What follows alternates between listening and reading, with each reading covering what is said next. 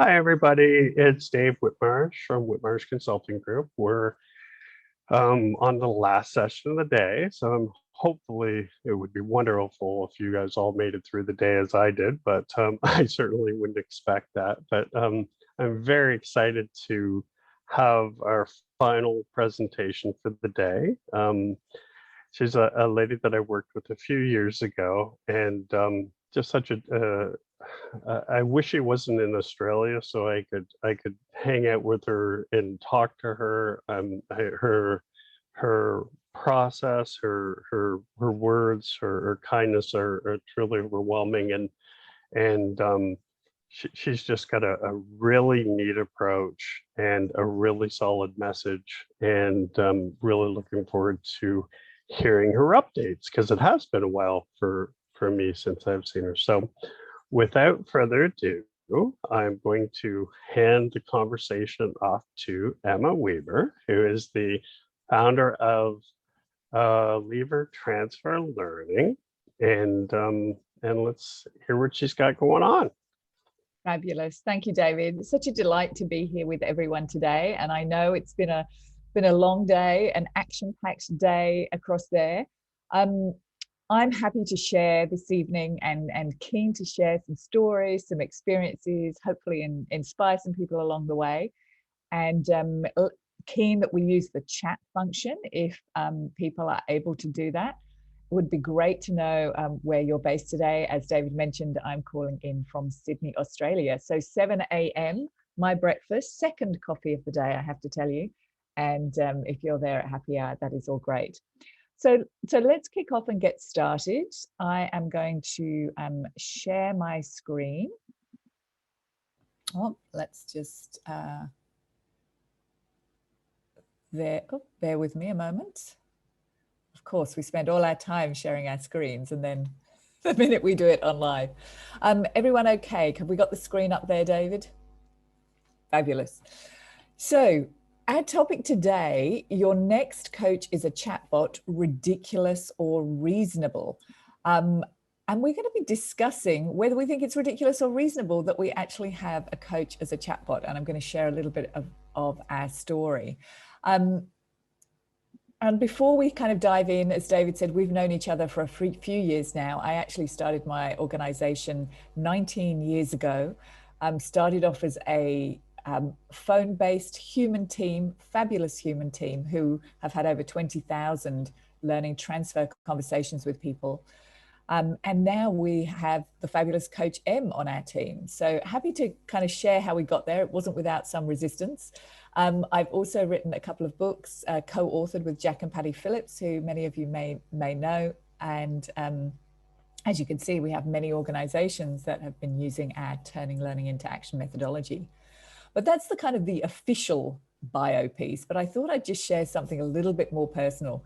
Now, if you are wondering about the accent here, cross between Australian and the UK. So I moved to Australia 19 years ago. And I don't know if anyone is familiar with London, but this building is actually in South London, opposite Stockwell Tube on the Victoria Line. It was built in 1914 and it was a print factory. And the company I worked for took it over in 1938. And at the time, when I was in London, I was working in retail buying and merchandising for a company called Freeman's Home Shopping. I'm trying to think of what the big catalog company is in the US. Do you remember when we used to have those really thick, chunky catalogs that would go around to people's houses? Well, I would say that anybody of any age would probably remember the Sears catalog. The Sears catalog, exactly. So Freeman's Home Shopping was a similar deal to the Sears catalog. Thank you, David. And I was working for them, and you can see this top room here. Anyone want to imagine what was going on in that top room? That was actually our training room. And I was in there trained how to be a coach. And I absolutely loved it. I can even remember it like it was yesterday, just sort of sitting in the room, being taken through a coaching methodology. I can remember my first ever coaching conversation, and I thought, this is what I want to be doing. So coaching from that moment on really, because it's become my life. and really became an obsession to learn and understand more about it. So when I was deciding where to, I don't know whether we use the word emigrate anymore. Does anyone ever emigrate? Now we can travel so freely until 2020. When I was deciding where to live in the world, actually tossing up, David, between Canada and Australia, I think, which many people do. People kind of feel they have a similar vibe. Australia won on two accounts. One, I don't think I could have coped with the cold in Canada. But secondly, this building here is actually Sydney University. And it's a little known fact that Sydney University was the first university in the world to offer a higher ed qualification in coaching, the Coaching Psychology Masters. So I thought to myself, well, if Sydney are the first university in the world to have a coaching masters, they take their coaching seriously, I'm going to move to Sydney. And so, of course, as they say, the rest is history. And this is a pretty poor photo. I should have taken it myself, really, because this is a photo of Manly, which is where our office in this little green circle has been situated for the last quite a few years now. And Manly is a little beachside suburb just north of Sydney.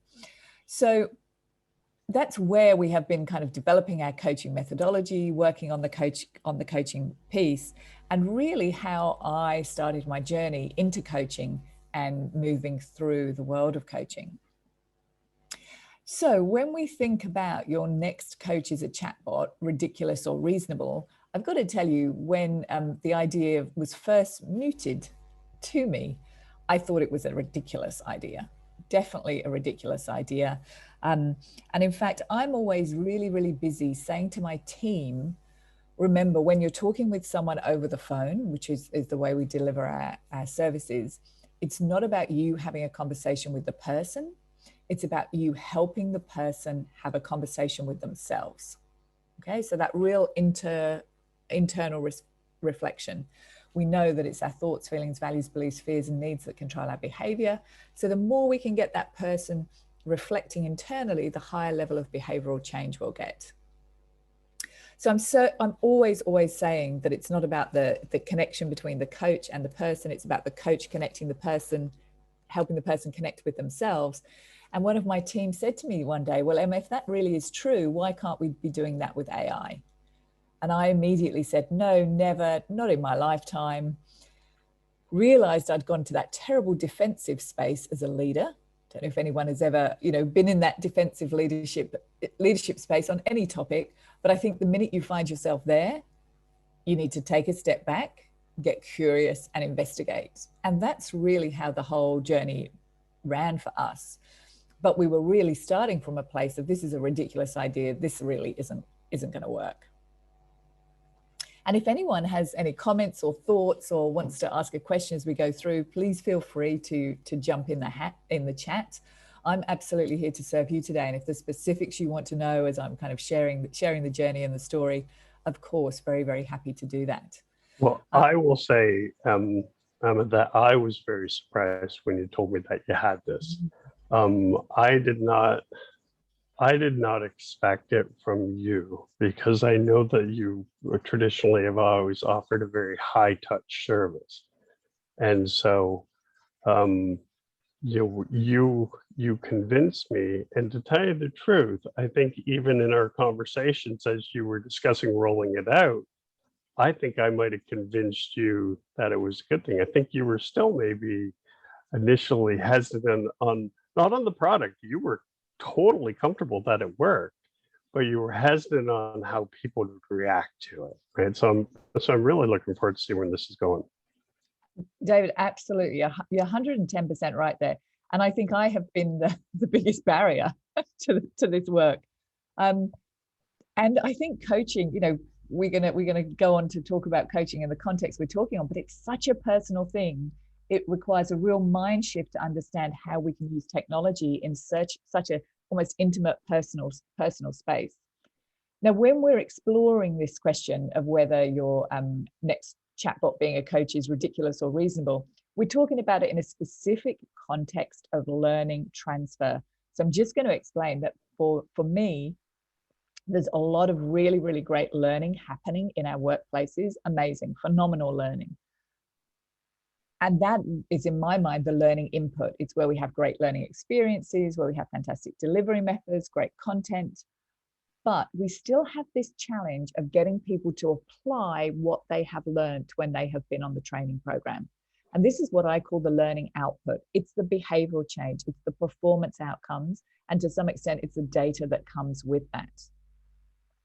So our main focus as a business, for all of our time, we don't deliver any training programs or have any content. We partner with other learning providers or organizations that have internal learning teams to help them bridge the gap between this learning input and the learning outputs. And what we're doing today is we're assuming, I'm not going to spend a lot of time on learning transfer. I can talk for a good hour on learning transfer, but we're going to assume that we are in agreement that if you have learning and you embed a coaching approach with that learning, or a coach with that learning, you will get improved outcomes. Okay, so we're not going to spend time debating that. We're not going to go into the brain psychology behind it. We're just going to say, okay, let's assume that we agree that. So we're assuming that we're knowing the context is the coaching to support learning, and that we believe that that's going to give us a benefit. I'm also going to go with the assumption of what coaching is or what coaching isn't. One of the things that's been really frustrating for me, and we often don't use the word coaching, we have our coaching-based methodology, turning learning into action, because coaching has such a confused space in the world. And we often think of sports coaching, or we think of observational coaching, and we think of people giving advice. So for us, coaching isn't about being given advice. It's not about observing someone. It's not about having the coach as the expert. That would be more kind of a mentoring place or a thought leadership place. It's not about reminding people into change, because that can become nagging if you're doing that role as a coach. And it's not necessarily about recapping on what you've learned and trying to give people more information. Coaching for us is really about getting that person to reflect, really trusting the person that they will be able to work things out, and knowing that the person is the expert in their own context. No one knows anyone else's role or their life or the way their mind's working better than that person themselves. It's them observing themselves, creating a plan for moving forward, and holding themselves accountable to applying the learning. So in the context that we're asking this question, it's in learning transfer. We believe that coaching is going to add value, but this is the type of coaching we're talking about.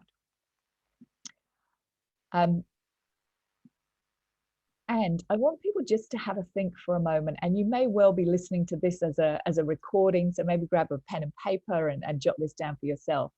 But I want you to imagine, on a scale of 1 to 10, and if people want to jump in the chat box here, they can, share whether you believe having a coach is a ridiculous or a reasonable idea. Or, sorry, beg your pardon, having a chatbot as a coach. We're, of course, all in agreement that if we could all have human coaches, that would be amazing. But let's say if you had a chatbot as a coach, do we think it's ridiculous or reasonable? I'm going to skip over the Menti poll, because it's much better to talk about it. And David, where would you have put yourself, sorry, on a scale of 1 to 10, if you were thinking 10 is a completely ridiculous idea and 1 is that it's completely reasonable? Okay, so this might sound like a bit of a long-winded answer, for considering you've asked me a 1 to 10. But I've been working with a few AI firms for recruiting, for an empathetic chatbot, and so it's really opened my eyes as far as what's possible. If you would have asked me this 2 years ago, I would have been in and around the 2 and very unlikely. And now, I think if it's executed properly, I don't, I'm in the 9 or 10 range. Yeah. Okay. Well, David, I think your thinking is perhaps ahead of the game, because you have been investigating those AI Absolutely. spaces. Yeah.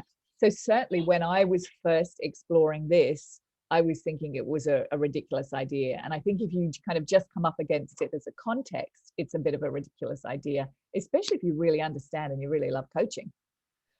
But I do think people's thinking is shifting. And one of the things I would say is I'm not here today to convince people that chatbots for coaches are a good idea, but I am here just to share my story so you can kind of see the way that I personally journeyed across this.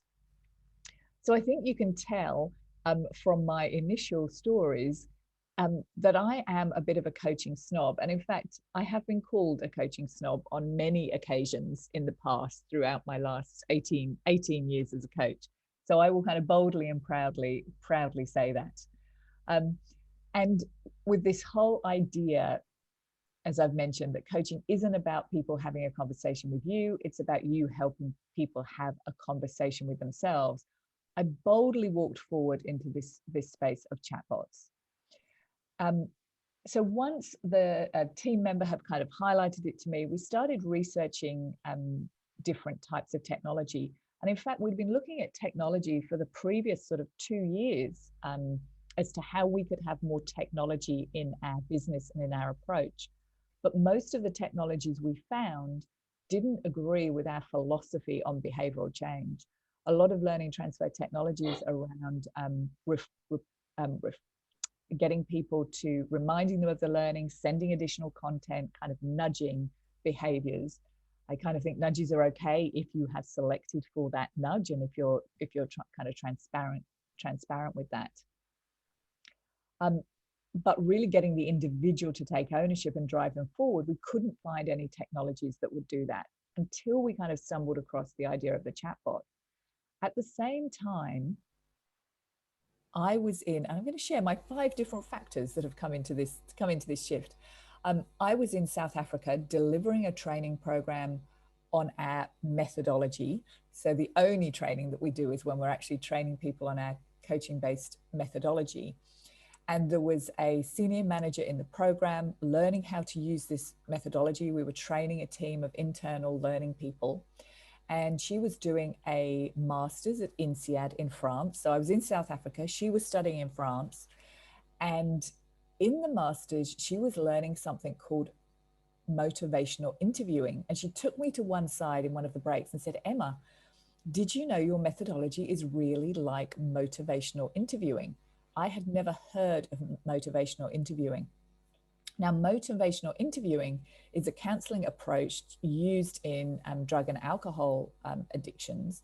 And it's really about getting the individual to take ownership for the change. So it's a kind of a counseling, a behavioral change process. And I thought, well, isn't that fascinating? And that really started me on a journey of what I had to look up. I knew that there was a brainstorming concept to find out ways forward for your own organization or ideas. You need to look at other industries. What I now know is that's called analogy thinking.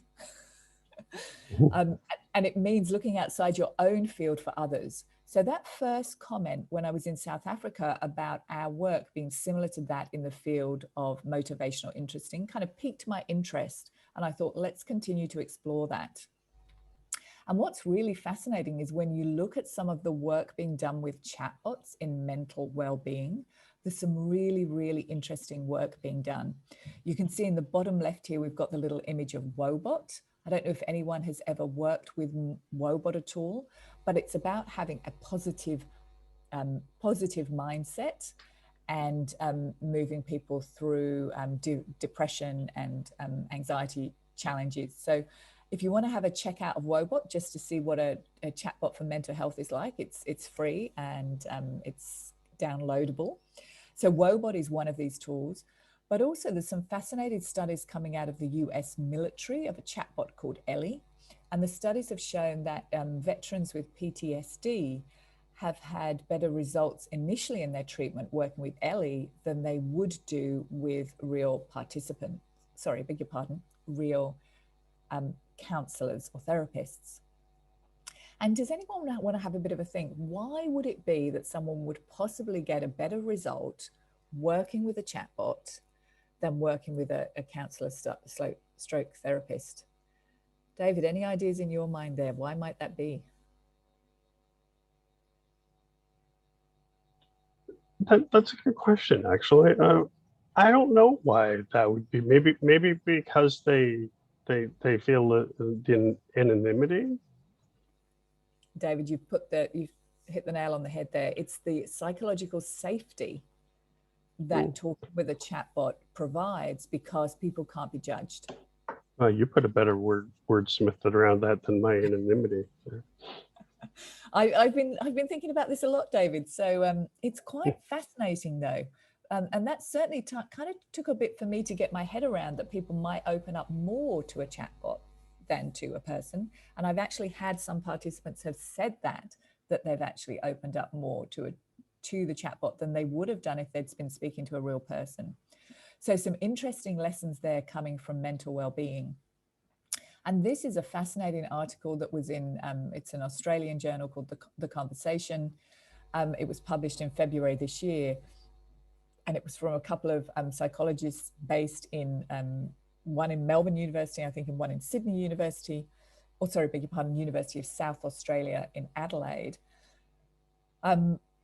Just really flagging that the counselling and helping professions, counselling, social work, are really ripe for disruption with chatbots. So there was a few different sources in this space that are kind of leaning us towards, well, actually, if our work with behavioural change in learning is kind of similar to some of these approaches, given that we're getting the individual to take ownership for moving forward, maybe there's some trends coming through with chatbots here. The second factor that really surprised me when I started moving into experimenting with chatbots was the level of relationship that people would actually create around their experience with the chatbot. And if we look at some of the research, and I know there's a lot of information on this slide, and David, I'm happy to kind of share the slides with your group, however we want to arrange that. But there's research that's being done about coaching and saying that first off, I've been talking for many, many years about phone coaching being really, really effective. And 2011, Barry was sort of saying there's no difference between phone and face-to-face, just as well as we've all been through 2020 working virtually. And there's a piece of research around trust being delivered with their coach, and that originally people think it's a really important criteria and that they need to see that person as opposed to digital. But at the end, they're actually saying, no, that wasn't a problem at all. And of course, when we're talking about digital coaching, we're not necessarily talking about chatbot coaching. We could just be talking about human coaching delivered digitally, whether that's over the phone or via something like our Zoom interface today. But I think it's interesting because it starts to plant the seed and show the trends. And here, 2001, show that people in digital communication formats like messages and chats open up often with more personal information than face-to-face communication. And I ask you to maybe think about perhaps a time where you were on a business trip or away from home, and you were having a conversation with someone back at home. And I often found that I would open up more over the phone than perhaps I would do if I were just sat opposite someone at the dinner table or at home. There's something quite special about the phone or messaging that can kind of create that intimacy, because it is just that one-on-one and there's no external interruptions coming on there. So I just ask you to challenge your own thinking about that.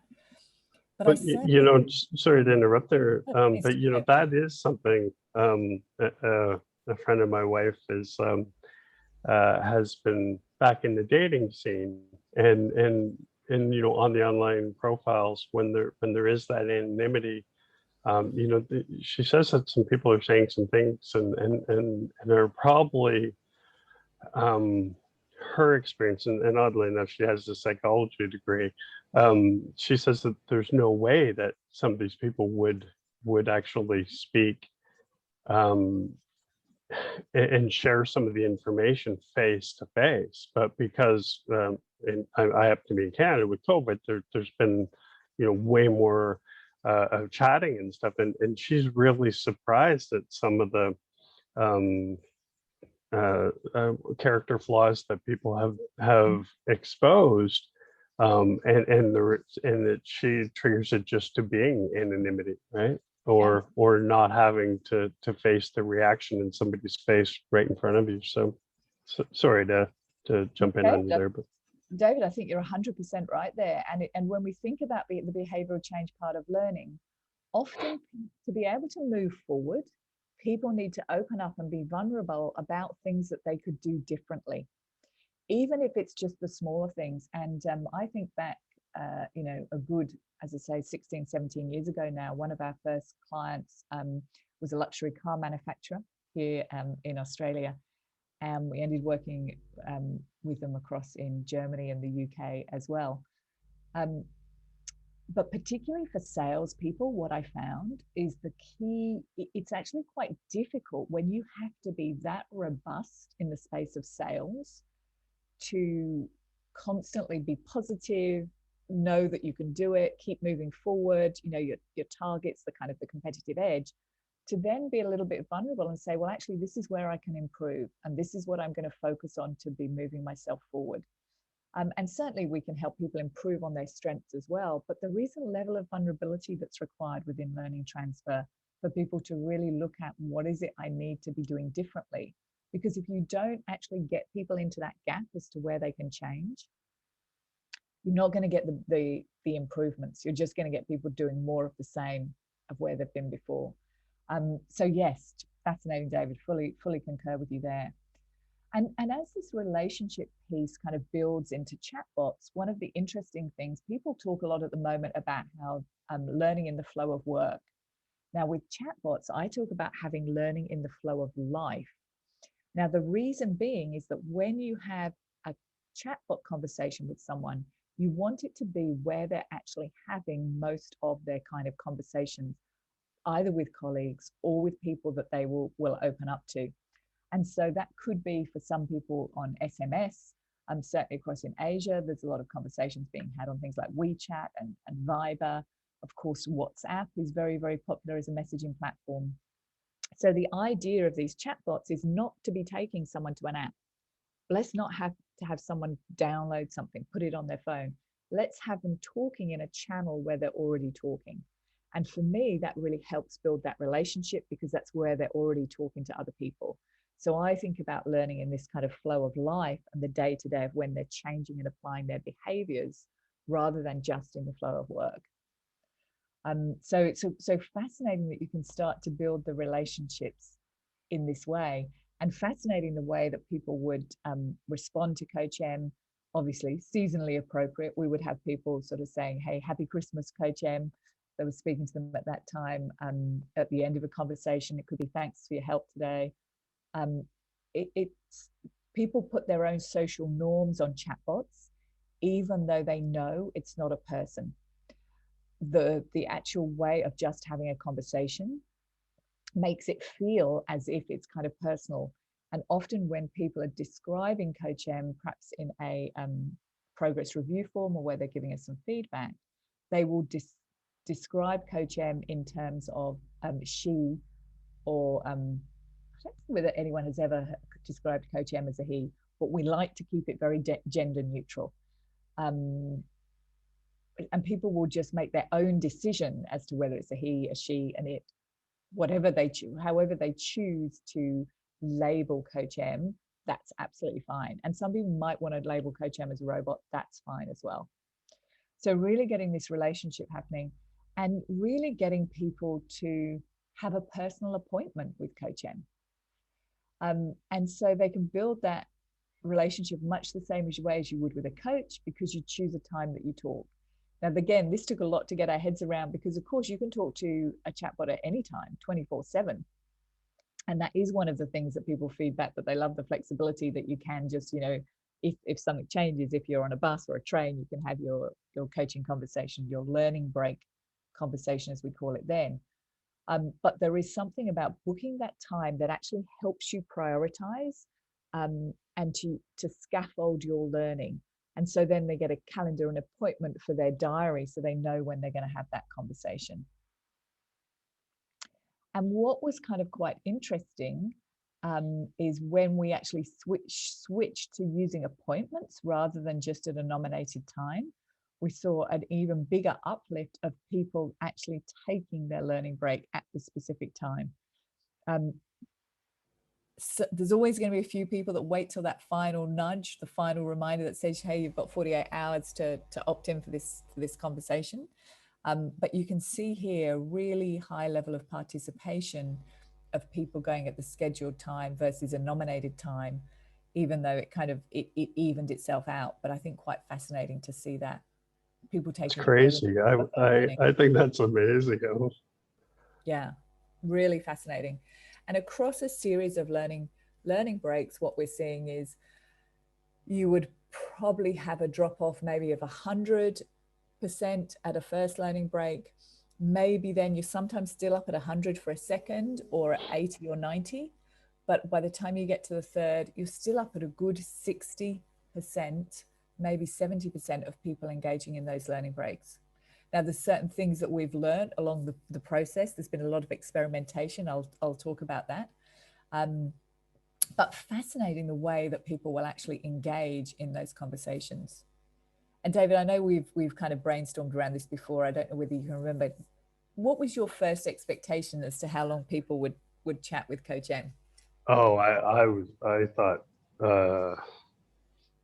like a three or four exchange back and forth. That's as far as I thought it would go, to be honest with you. Yeah. And if anyone does want to jump in the chat, of course, very, very happy to hear from you. My first thoughts were that people would spend maybe max 10 minutes on Coach M. And even in our very initial work, we found that people were spending 20 to 30 minutes engaging with Coach M at a time. And this is where we're kind of cultivating this idea of the learning break, which is like grabbing a coffee, as I am doing right now. Grabbing your mobile phone and sitting having a chat with Coach M and getting away from your desk to have that conversation. So the fact that people were sort of spending 20 to 30 minutes engaged in reflecting on their action plan from learning, we know that by way of answering those questions, you have to be thinking about your learning. You can't just not answer the questions and just put nothing of relevance in there. So we know people are thinking about their learning.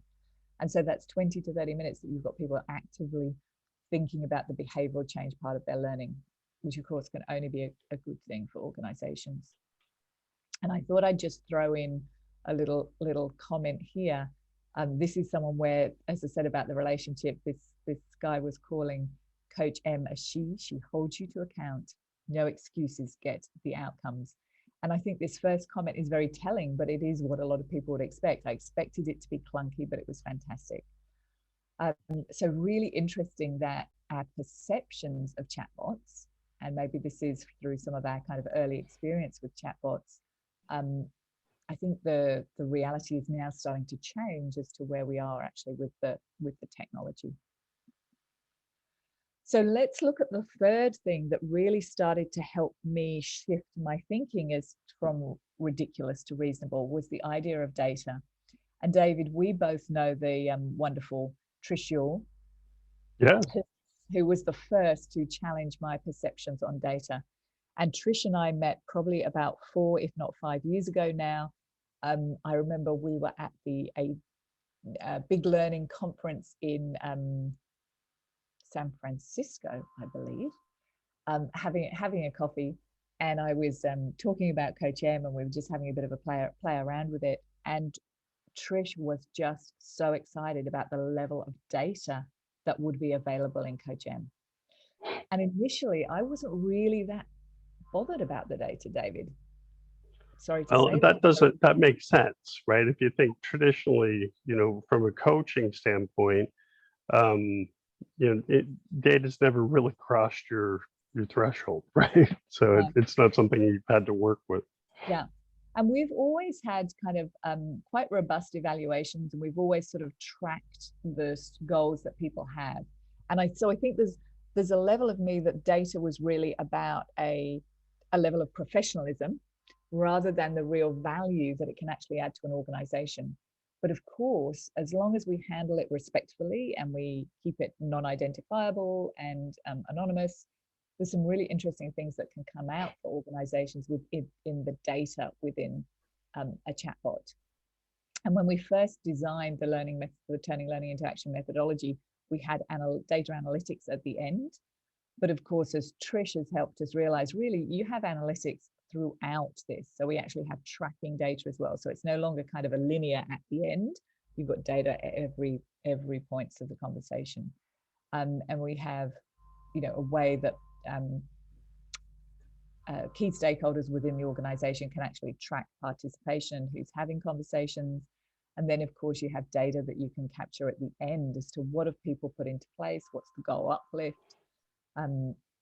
what's the effectiveness, how much would you have put in place with or without having the follow-up conversations with Coach M, and also, quite interestingly, what changes have been created and what business benefits have been created. And this is just even from the closing data, David. There's another opportunity for people to do advanced data analytics, which I'm working with Trish on.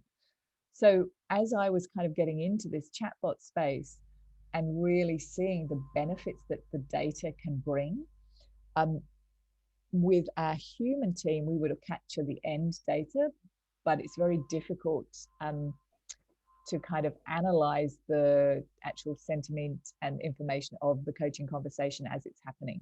And of course, I think in a way, you don't want coaches to be worrying about that or doing that, because you want them actually focused on what's actually happening in the conversation. So the tech can really add to that. The fourth thing that really started to shift our thinking around the validity of coaching as chatbots was just the number of ways that we would experiment. And the more we would experiment, the more we would see the wins within that and what challenges were created. So one of the things we experimented was with this whole idea of having split action plans, where you capture your reflections of the participant actually on the chatbot as they go throughout the learning journey and the learning process. You can see in this design here, we've got a 6-module program that's spread over 3 weeks, and people are actually capturing their actions with Coach M every second module. So that's a way of actually capturing the learning and the insights as people go through. Another one we can do is actually have multiple action plans and perhaps 2 learning breaks with each action plan for a modular program, rather than our traditional approach of having the learning transfer at the end. So the more we experimented, the more we increased our confidence. Well, my personal kind of confidence in the way that this could actually be valuable to people and create that behavioral change from learning. And this was from that project we were just looking at with the split action plans that was actually delivered in the Yemen, David, would you believe? And this is a humanitarian aid company, and we were working, supporting a fabulous facilitator who was working on their leadership program. And he invited Coach M to be part of that solution.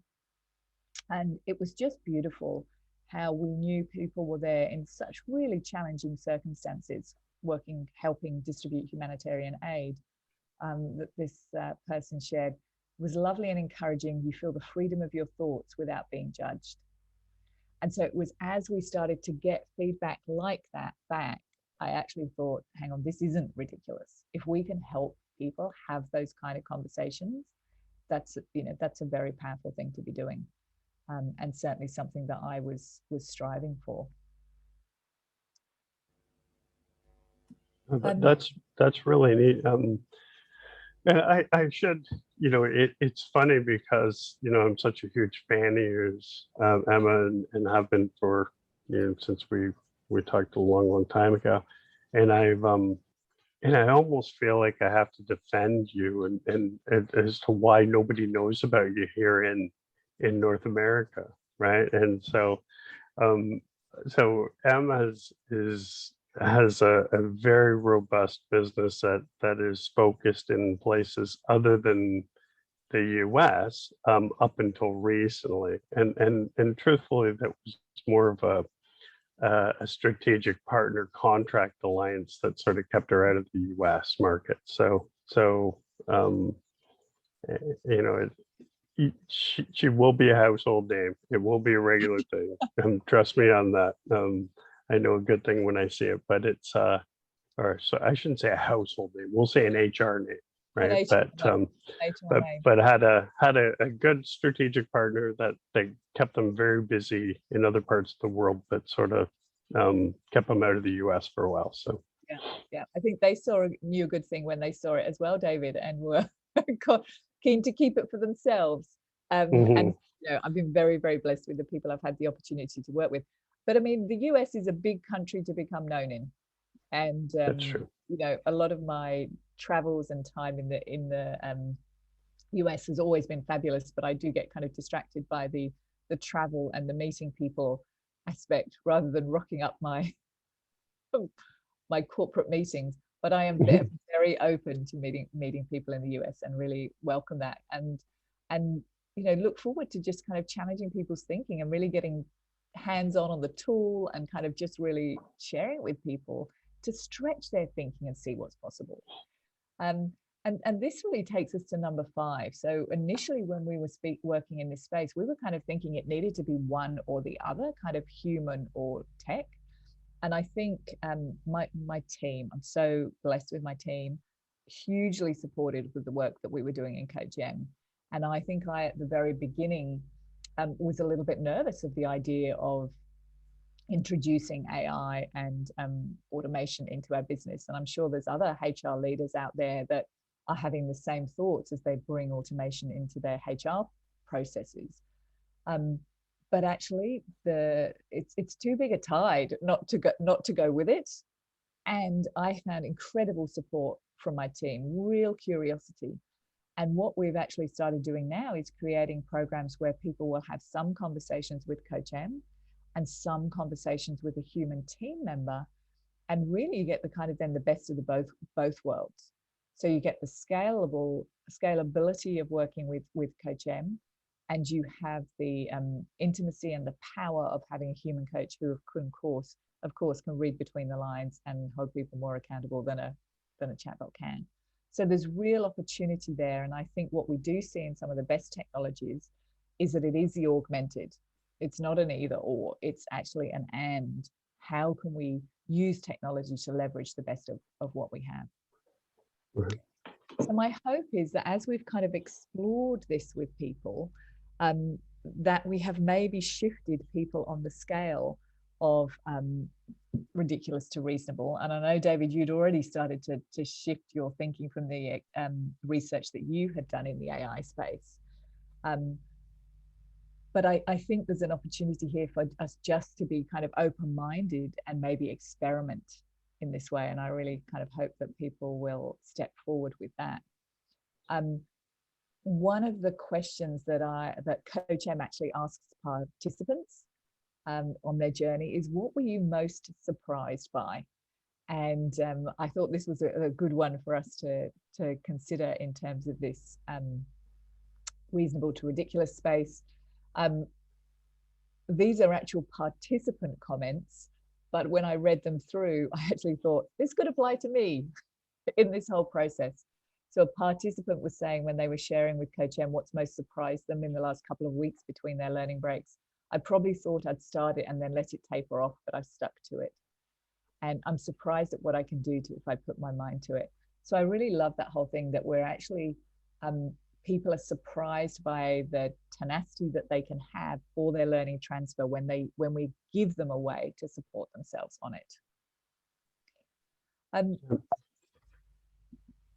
And the journey has not been a straight line, is it? Rarely. And we're constantly refining, but it's great now that we have clients that are enjoying the work with us, getting those changes. We're bringing in the augmented ideas as well as the CoachM ideas. And if anyone wants to sort of check in, find out more about the journey or get hands-on with the tool, of course, David, I'd be delighted. And as I said earlier, happy to share the deck, or if there's questions that are from this group, then of course happy to cover that off too.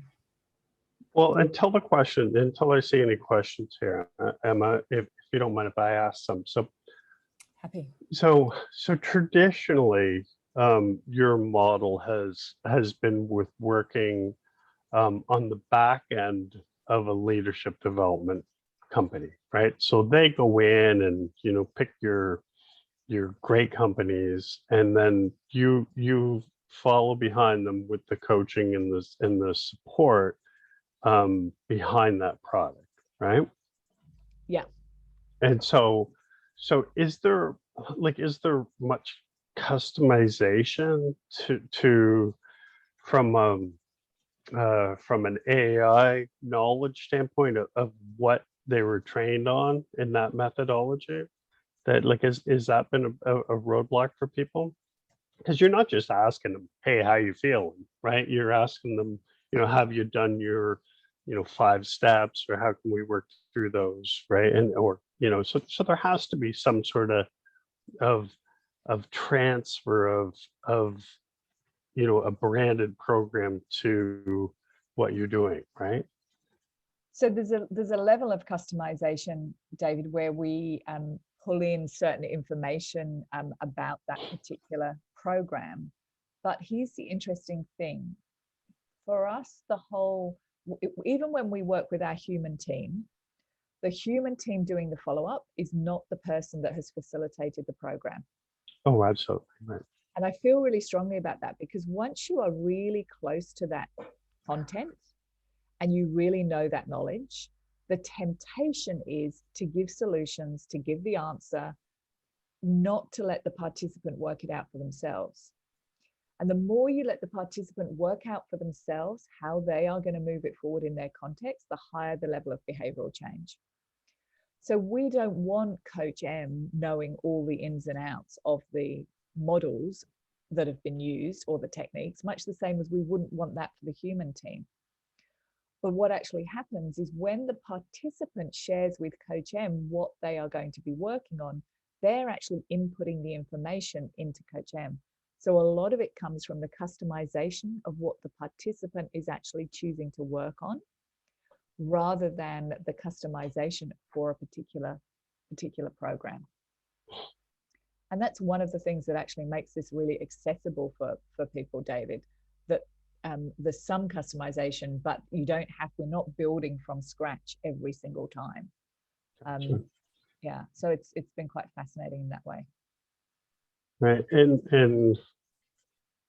And I guess, you know, I hate to say it, is there, what does it do as far as hours, you know, like, is it make, what's the, other than the fact if it's engaging or not engaging, you know, you're still gonna have people that'll be an offense in that, but does it help you price wise? Or like, is it, I guess I'm trying to, you still have to get over that barrier with the buyer to determine whether they all are committed to it, right? And believe it.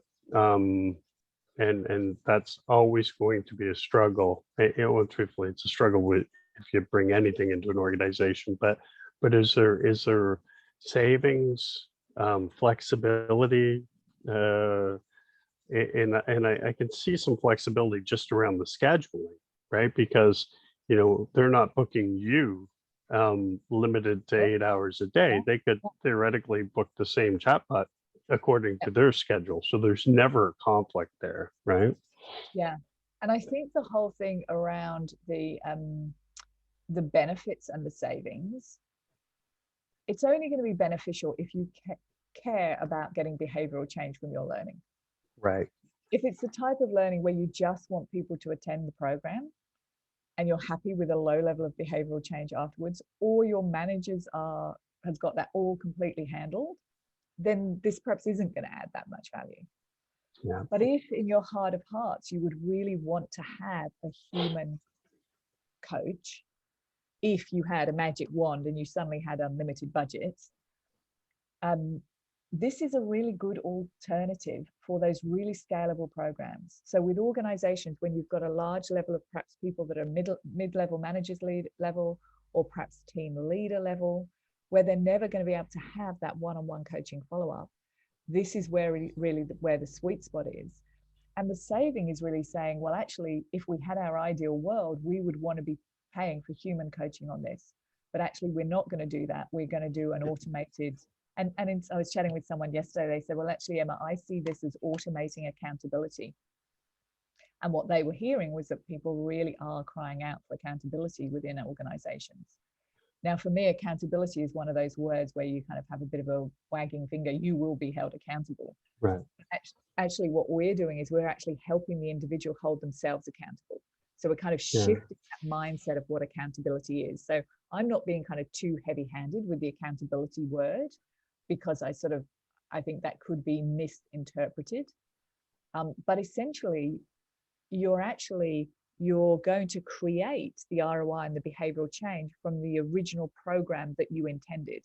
Plus, you're going to be able to demonstrate and measure it. So that's your real, your benefit and your bonuses that kind of come in there. And it's not a cost saving. It's more of it's a cost saving from you're not having human coaches, but it's saving wastage. And that's the whole concept of scrap learning.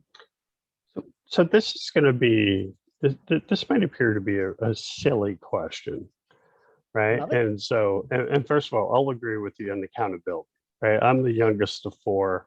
I was a total brat as a kid. So the word accountability to me just means I forgot something and I'm in trouble. But my wife, on the other hand, she's the oldest of three, and she, accountability, you say that word to her, she's like, yeah, that's it, it's right in her wheelhouse, right? So it's a weird word in business to be, but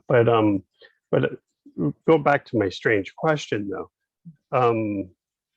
So if you look at the demographics of the millennials and the Gen Xers following them, like do they even want human interaction? Well, it's an interesting question. I think so. For a start, we don't collect demographic information at the moment for people that are working with Coach M for privacy reasons. And to actually collect that information is we're open to doing that if a client wants to do that and do a study, or if there's someone that wants to partner with a university and do a study, I would love that. But mostly for privacy reasons, we don't collect the demographic information. However, of course, we do know our clients. We do know roughly, the type of people that are working with them. And we haven't seen any particular trends around those demographics. David, it's a really good question. And I think I will go away and try and do some additional research around that. Yeah, I think I might too. We should regroup on that one. I think it's an interesting thought. I think people talk about how important connection is, especially because we have been through COVID and people have been quite isolated and they really want to connect. And so I think, the groups, the interaction is all really, really important with people. But one of the things I really believe is that actually an individual needs to be able to connect with themselves to then go out and connect with others. And kind of Coach M is one of those things that helps people slow down and reflect and kind of connect with themselves. So it's not to say external connection isn't important. And I think millennials kind of want to talk to people. There was a study done about do people want a manager as a chatbot? And the initial thoughts of people were no. And then when they tried their manager coach chatbot, they were more keen than they thought they would be. So that's kind of quite interesting, because of course the chatbot is not going to go off at you or judge you. So I think there'll be studies. I think there's much more for us to learn about that whole kind of relationship piece and connection. Yeah, I wouldn't be surprised. I wouldn't be surprised if well, in most technology, the customers usually drive the innovation, right? And so I wouldn't be surprised at some point if somebody says to you, "Hey, can you put a fitness module on this?" Right? And allow people to put their goals in, and the coach, and the chatbots, there to say, "Hey, get it," and maybe that you can even set some things like that with the traditional nudge, right? Like that we don't want to do, but in fitness, that's what a personal trainer does, right? So I could see it going a lot of ways. Yeah. And especially if the individual does select. So we did do a program that was actually with a supporting people who had it was called Creativity on Prescription, and it was creativity for mental health issues. It was a fabulous program to be involved in, and we were helping people get creative each week. And they selected when they wanted Coach M to remind them to actually do their follow-up tasks. And so people could select to be nudged every day, or 3 times in a week, or twice in a week. And that kind of nudging, I think, can work, David, if someone has said proactively, this will help me, as opposed to something just, you know, popping up and being annoying. So yeah, and that was, yeah, a delight of a project. And we really helped significantly, you know, a lot of these people were first responders who'd got PTSD, and we helped shift some of their mental state as well. So yeah, very rewarding. No, super cool. Anybody online have any questions? Truth is, Em and I have had these conversations for hours, and you know, we should probably just record them and share them, because some of these things over the years have been, you know, some of the brilliant things and trends, and I can't tell you how blessed I am that, you know, I have people like you that I get to speak with, and many others, you know, that just such a great space to be in, and share information from cutting edge technology to basic empathetic. You know, it really is a wonderful place to be. And I, you know, if you have anything else to add, if not, we should probably let these folks roll up within the hour. Absolutely, absolutely. Just to thank you, you know, for being open to having the conversation. And I really look forward to, you know, connecting with some people within the network, and yeah, just hearing more about what they're working on in this space. But David, thank you. It's been lovely to work with you and the group today. Yeah, well, thanks for we determined right before that I would stay on and chat, and I'm so glad I did. It's always wonderful being a part of anything you do. So, all right, everybody, thanks for coming on. And like we said, that's just a thank you. So we will we'll be sure to get you a copy of this if you can share it out, and thank you very much for your support. And Emma finished chatting in the chat, so we can shut her down, and you guys, I'll connect you with everybody that's live, so you can reach out direct if that's easier for you. All right, have a good morning, and we're done for the day here. Thank you.